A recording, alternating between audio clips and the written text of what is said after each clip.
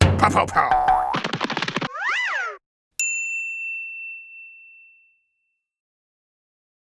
If Jesus was God, why did he have to die?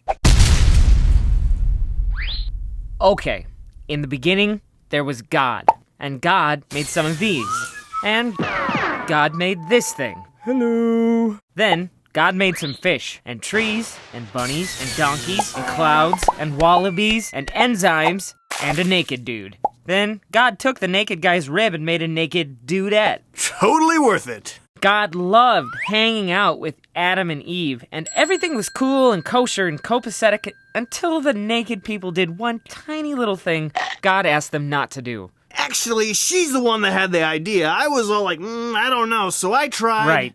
You both did it, that's the point.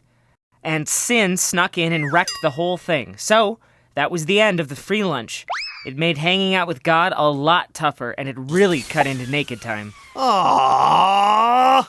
And it made people kind of cranky, and selfish, and suspicious, and afraid, and violent. Because that's the nature of sin. Sin messes things up. Sin separates us from God. You're different than I, therefore you're a jerk. Oh, yeah? Well, I'm slightly afraid of you, but I'm covering it up by yelling really loud. What do you think of that, mister? I think you're a nincompoop. Your mom is. Hey, you're both joint faces. Now get out of the road. I'm working here. Sin also brought death into the world. Death is a problem. We can't escape it. Nobody can. Neither physical death nor spiritual death. Hey!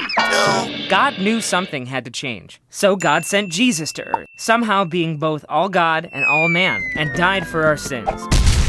But was that the best plan? I mean, if Jesus was God, why did he have to die?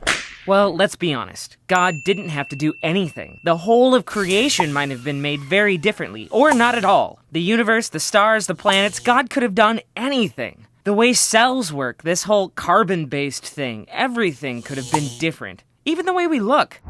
You could have had a fire truck for a head. Or bread pudding.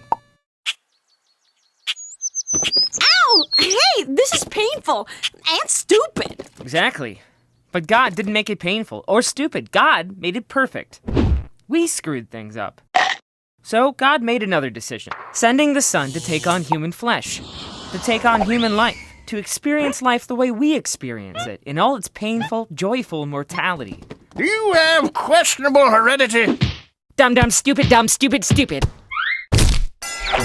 Hey, you're both joint faces. Now get out of the road. I'm working here. And to change forever the way we see it. You have heard that it was said, you shall love your neighbor and hate your enemy, but I say to you, love your enemies and pray for those who persecute you. Makes being around each other a lot more fun. I'm sorry. I'm sorry, too. I don't know what came over me. Yeah, we're all sorry. Now, could I get through, please, you jerk faces? I mean that in complete love. And Jesus took on death, to experience death, and ultimately, what's up? To defeat death, physically and spiritually. So why did God do this? Well, Christians believe it's because God wanted to get back to this. Not the naked part, necessarily, but the hanging out part, the loving part, the perfect unity part, the good stuff. But with sin and death in the picture, that just wasn't going to happen. God could have forgiven human sin in many ways, but God chose to experience death, and through the cross, Jesus defeated death and brought us back into life, reuniting us with God. In fact, Jesus said, I came so that you would have life, and have it abundantly. Bravo!